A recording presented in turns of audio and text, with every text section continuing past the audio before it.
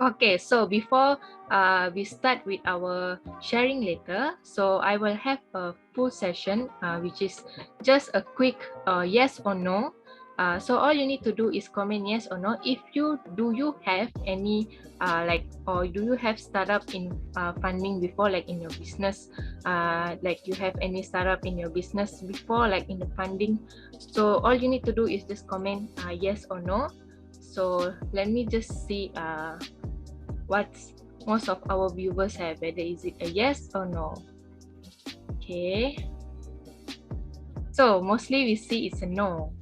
Okay, it's a A. Okay, so it's interesting that most of our viewers want to know what our startups looks like when we start our business. So for that, it's time for me to invite our speaker to share us on the funding challenges of an entrepreneur, understand startup financing stages. So in this webinar, we will learn on the different stages of fundraising in a startup life cycle. So to learn more, I will pass this session over to Mr. Chris Wong. Thank you so much to MCM for inviting me for today's talk. I try to be as informative as possible, and to be honest, to be really honest, this topic is not very strange to me. I've been doing this thing for the last 10 years, but I got to be very honest. I only did this slide yesterday when Heman actually reminded me. But anyhow, most of the stuff are there. All right. I see some familiar names. I see some new names there. I hope that I can be, as I said, informative as possible. So tonight we're going to talk about understand startup financing stages. Now, before I start, of course, in the market we have heard a lot of what we call it. Series A, Series B, Series C, and Series D. But what does this series really mean? And at what stage does the company actually go into which series to raise funds actually? But most of the time in the market, you will hear of entrepreneurs always telling people that they are raising Series A. Very seldom you hear entrepreneurs telling you that they are raising Series B actually. Now, I'm going to give you all these differences later on as we go on. All right. So I mean, you can read from what I shared in the slides over here. All right. Now, Surin started the whole conversation very well tonight. All right. You can drive a very fantastic car, big cars, a small car, but the important thing of the car is the fuel. Now, whether you use RON 97 or you use RON 95, it really doesn't matter because it's the fuel that's important for vehicle to move. So very similarly to business. Business is just not about ideas, but business is about financing. All right. Now, many of people actually been circulating WhatsApp saying that Malaysia actually, especially Khazanah, actually missed the opportunity to invest in Grab. And we have a very good Malaysian company, but right now they are in Singapore, and then the listed Khazanah actually missed the opportunity, or I would say waste the opportunity to actually make billions from Grab IPO. Now, there are true and false on that, but we're going to speak about that shortly, right? But remember the things that I mentioned about Grab and Khazanah. I'll come back to you shortly. So it's more than business idea. It's about money. Many of times investors raise not enough money, but they got good ideas, and what happens is that the business cannot sustain anymore. It goes bust. But the good news is there are more dry powder in the market right now. Now, in the financial circle, dry powder means cash flow. Business, we call it cash flow. But for investment, we call it dry powder. Right? So it's two different terms. When you say cash flow, it's business. When you say investment, it's actually dry powder. Right? There are more dry powders in the market because a lot of business is having good high valuation, and a lot of startups is actually doing very well. All right. So we're going to talk about pre-seed funding tonight, seed funding, Series A funding, Series B funding, Series C funding, and Series D funding. And then we're going to talk about IPO.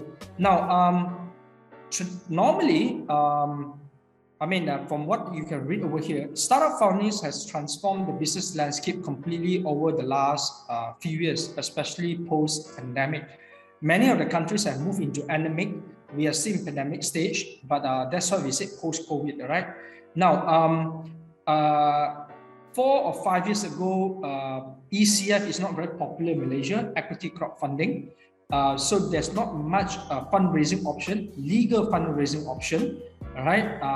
But now today in Malaysia market, we have 12 ECF platform, and I'm actually a partner of Ataplus, the second biggest or largest ECF platform in Malaysia. So for startups, they have a lot of opportunities to actually use ECF to do proper and legal fundraising. We're going to talk about that also as well very shortly. Now, this is actually the graph that I mentioned just now, seed stage to angel investors, early stage. Now, seed stage has 2 stages. One is pre-seed stage and one is seed stage, right? So we're going to talk about that very shortly. But angel investor is also in seed stage. Early stage is also in seed stage, early stage investment, right? Then you're going to round A, round B, round C, and then mezzanine. Now, startup funding stages. A step-by-step illustration on startup funding. All right, so we got a pre-stage. Now, what is pre-stage? This stage is commonly known as bootstrapping. Keyword bootstrapping, underline that. You must use your own existing resources, which is money, your time, your own office space, your own laptops, your own electricity, your own coffee, whatever you call it, your own resources, including money, in order to get the operation off the ground. So many of times, investors actually started from their own garage. Look back at the success story of Michael Dell and also Apple, the late Steve Jobs. They started inventing or assembling computers and software in their own garage. All right, so that is called bootstrapping. All right, and the valuation is normally not high, between $10,000 to $100,000. So in Malaysia, anything below $500,000 is considered pre-stage, very, very pre-stage. Now, obviously, you will tell me, Chris, this business got no revenue, this business got no traction yet, whatever. There's no revenue, there's no traction. Basically, this is a 2 fundamental basic thing. But that business definitely has a value of 300,000 or $500,000 because of an idea. An idea has a value. That is why it's called intellectual property. So potential investors are normally startups, owners, family, friends, and family. Right? We call it 3F, family, friends, and fans. All right. So it is actually exploring the feasibility of building an idea into product and services, testing the market, and developing the market and sales plan for product launching. So usually this kind of a stage, the fundraising is about $50,000, which is about 200,000 ringgit. And that is why, Surin, many of times when you heard about angel investors, they said they invest 50,000 ringgit or 100,000 ringgit. That is the normal size of pre-seed stage fundraising. Pre-seed normally 50,000. So you got about 2 or 3, what we call that, angel investors. Then you got about 150,000. So probably normally you need that much because your manpower is not a lot. Your manpower could be about 2 or 3, the founders, co-founder, another operation manager or sales guy. So you got about 3 people there. And usually founders at pre-stage, they don't take salary. Probably just take their claims for their mileage, petrol, fuel, and whatsoever. Right? Then we go into the seed funding. The seed funding, if you look back at the graph over here, is actually the early stage, right? So you look at the seed funding.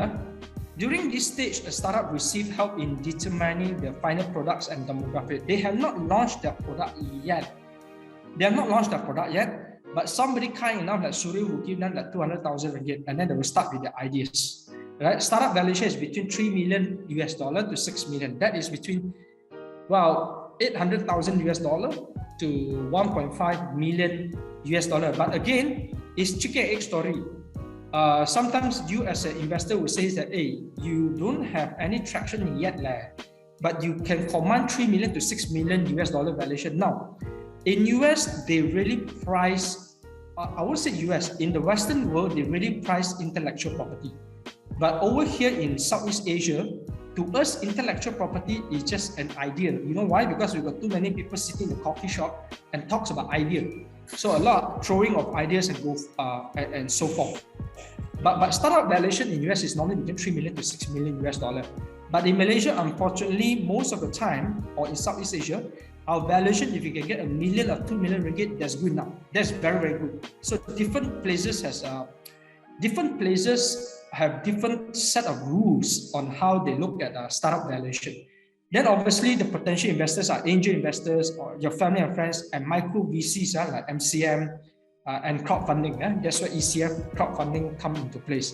So the startup stage for seed funding is mainly launching product. They already have the product. It is in the final stage of testing, and then they launch the product. And then they build the traction until the revenue starts to come in. That is why you see the graph. This is the Y graph, this is X graph.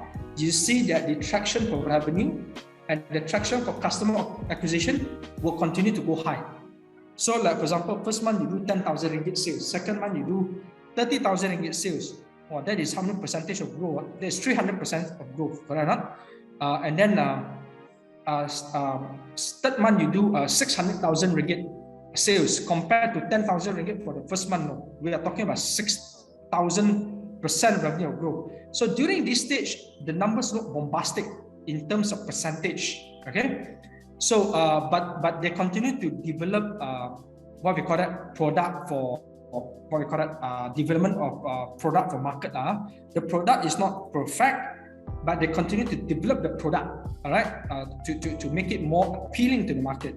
Approximately fundraising in the US is very small. We're talking about $3 million US, which is actually about 12 million ringgit. But obviously in Malaysia, 12 million ringgit is a big deal. If you have the time, drop down this note and Google this Naluri. Just Google Naluri Malaysia. Naluri has recently, I think about 3 or 4 months back, they did a fundraising of 5 million US dollar. That's 20 million ringgit. In the US or the Western world, 5 million US dollar is chicken feet and nothing.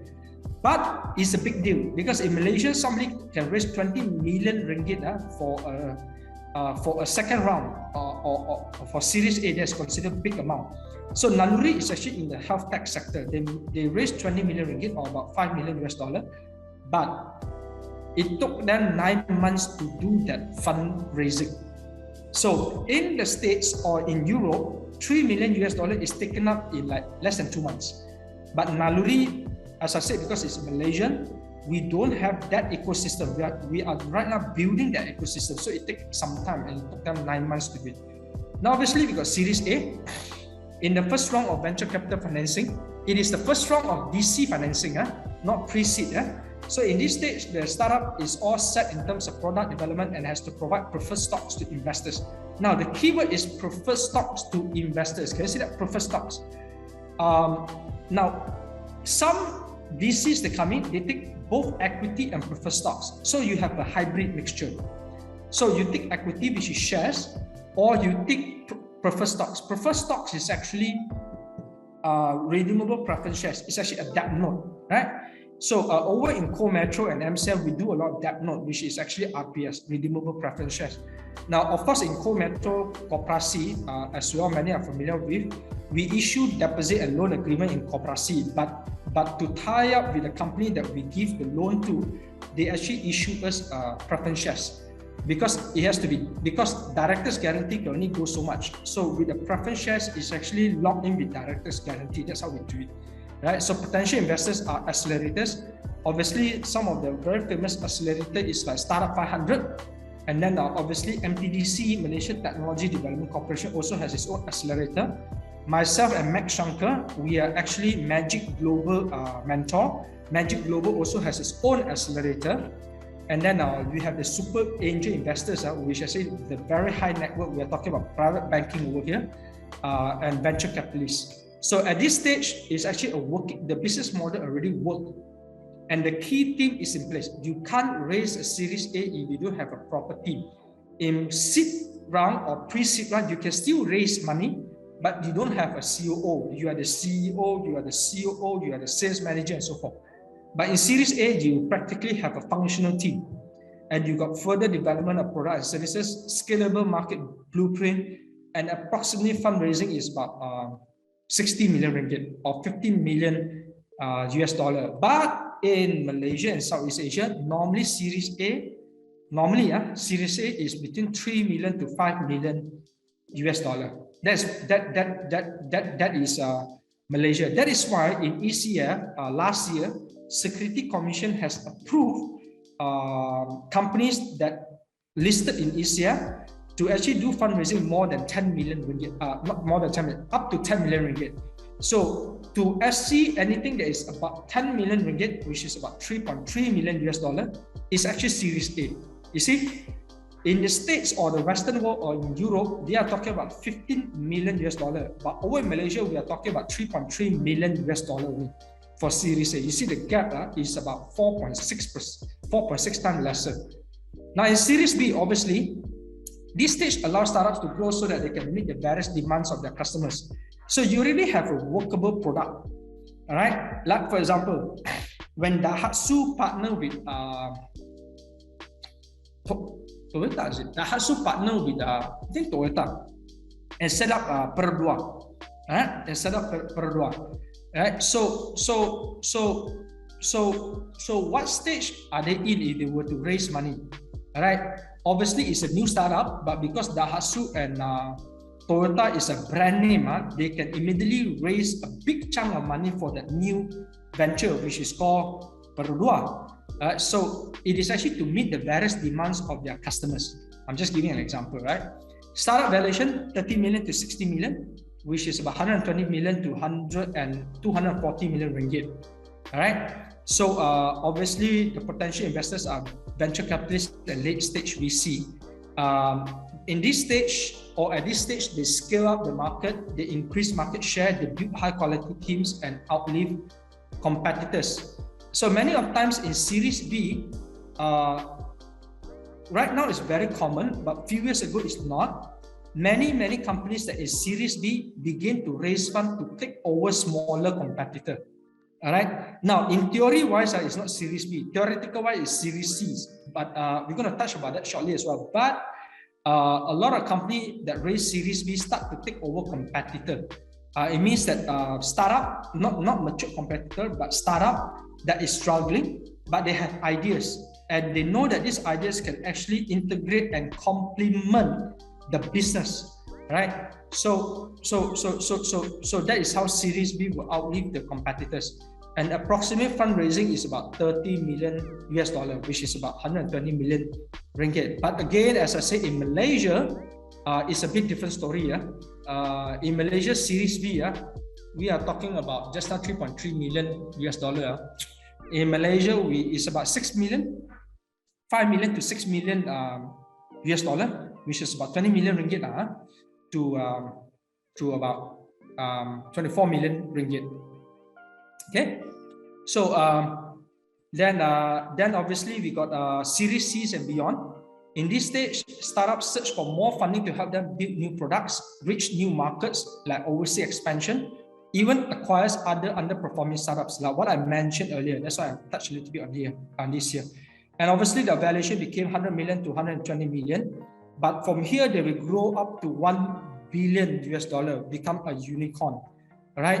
Now, if you talk about beyond, which is Series D, I used to be based in Hong Kong back in 2018 and 2019. All right, before the pandemic. So when the pandemic starts in March 2020 last year, obviously all of us cannot travel. So I'm based in Malaysia. But when I was based in Hong Kong, I always visit late stage VC. It's very surprisingly, my experience, when I walk into the VC office, they always have a cabinet and they put trophies, But obviously the trophies are not like us in Malaysia, those kind of big trophies. Those kind of crystal trophies. Hong Kong people, they always have this crystal trophy inside their cabinets. So whenever I go into a late stage VC office, I always find it surprising to see an EPF, KWSP, what we call it, crystal trophy or appreciation plaque. Okay, over here in Bursa Malaysia Security Exchange or EPF, they don't give certificate. Yeah, as you can see at my back, I got a big certificate there. over in that part of the world in Hong Kong, they always give or take crystal trophy. So KWSP give crystal trophy to them. So they put inside the cabinet, and I actually take a read. I read what is engraved in the crystal trophy, and it is written as appreciation to our partners.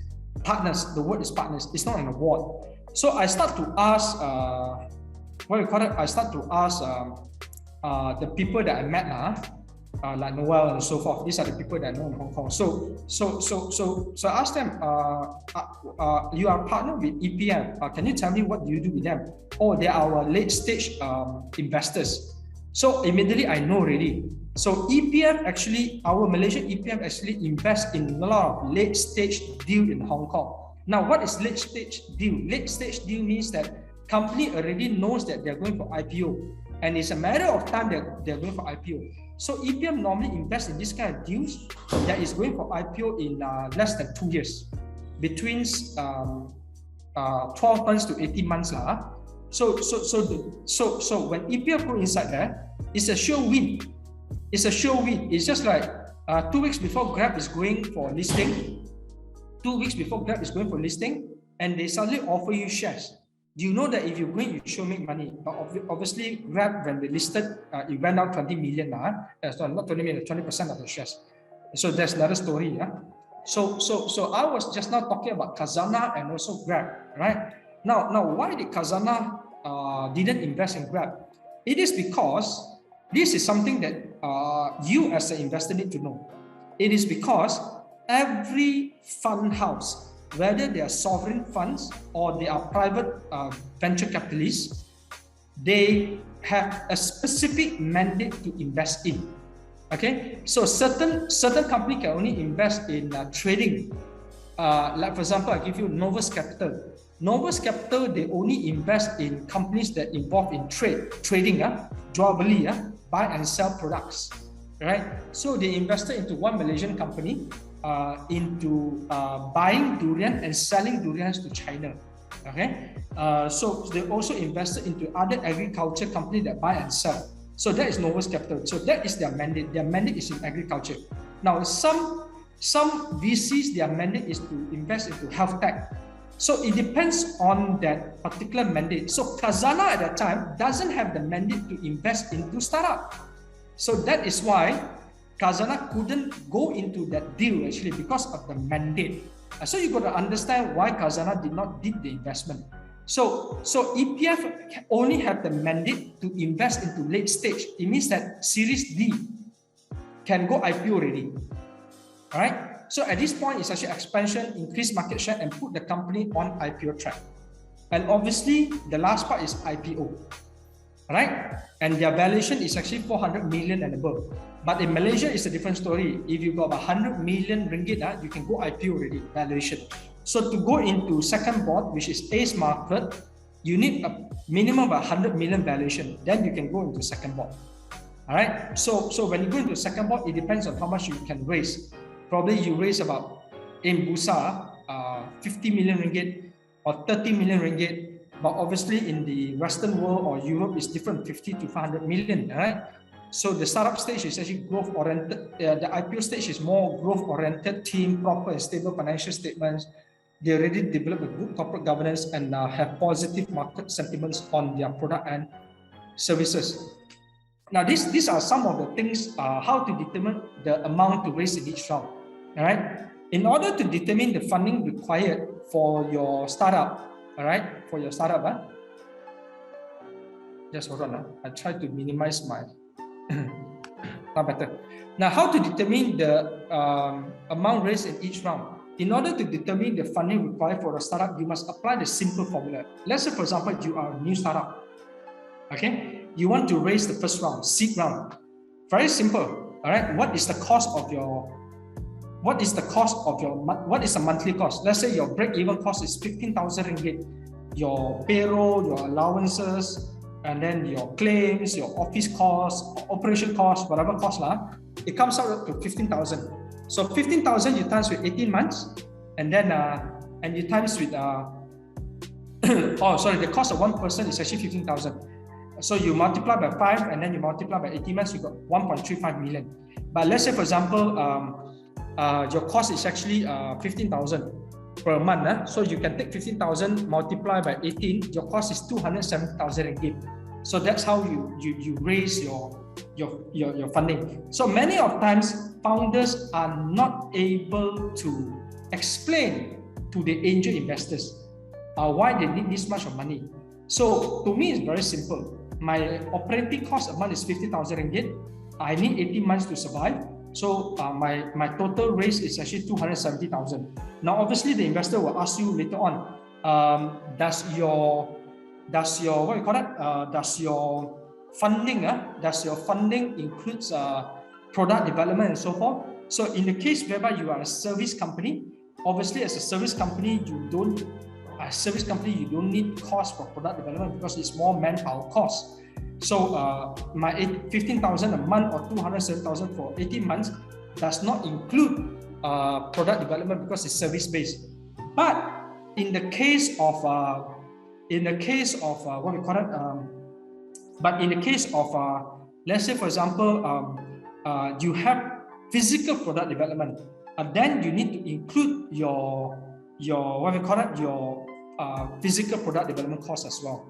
So this is a rough estimation of the minimum funding. This is a synopsis of what I mentioned earlier just now, the pre-seed round to the seed round, Series A, B, C, and D funding. Talking about D funding, I have a very interesting story to share. I know a VC based in Sydney. His name is Dr. Chu. Yeah, Dr. Chu, right?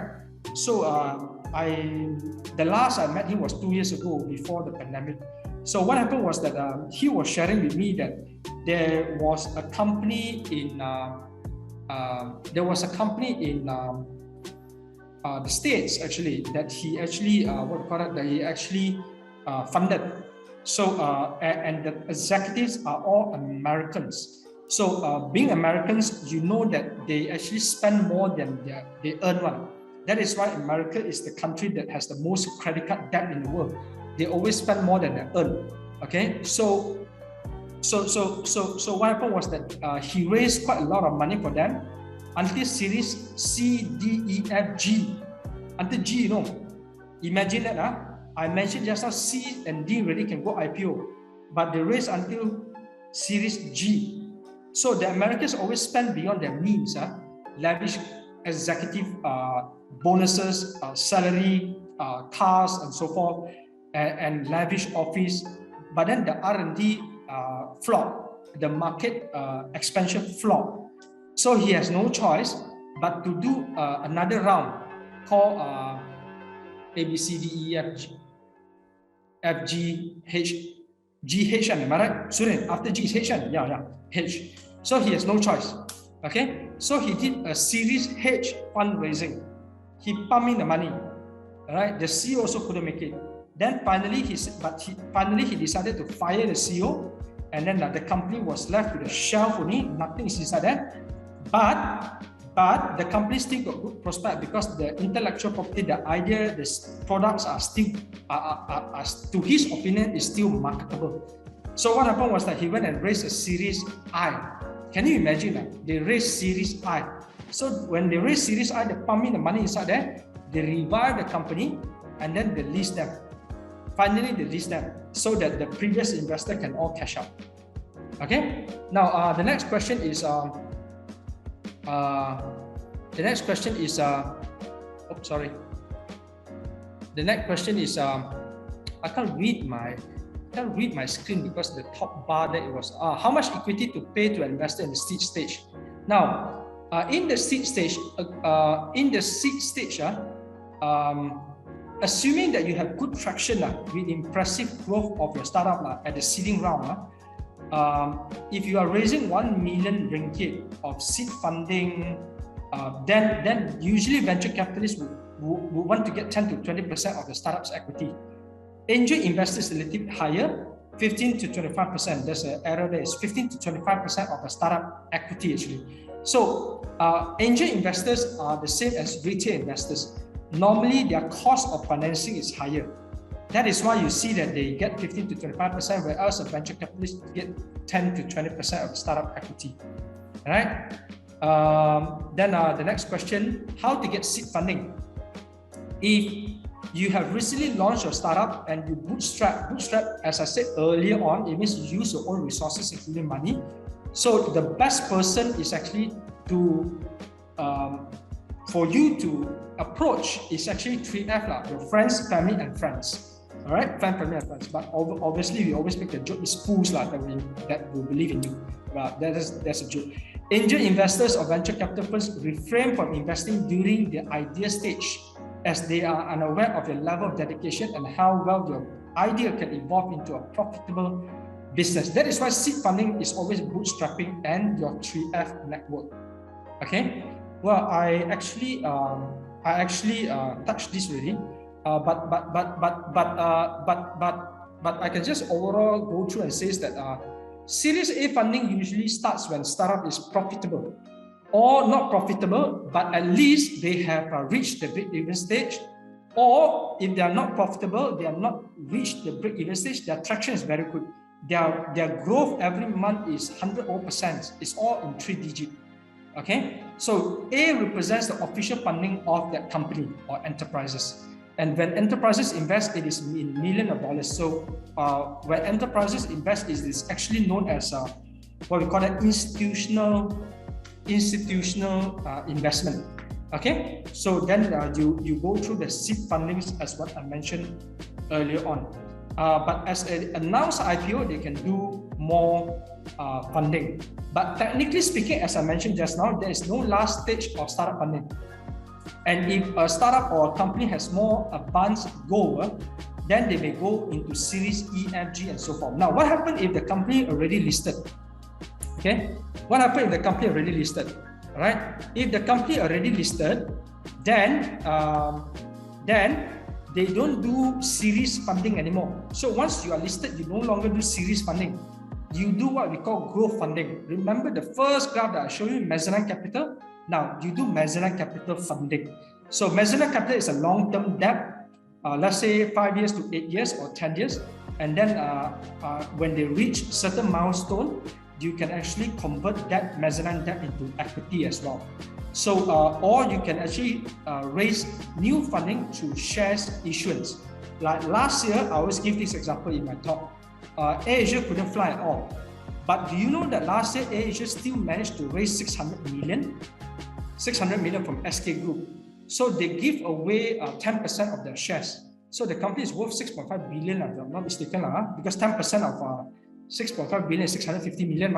So last year, AirAsia actually raised 600 million ringgit, okay, in exchange of 10% of the equity to SK Group. So it's no longer series A, B, C, D, E, F, G. It's actually equity funding because they are already listed, okay? Or they may do debt funding, which is actually preference shares. Now, I hope that explains well. So thank you once again, Mr. Chris, and I hope that our audience today have gained knowledge on today's topic. So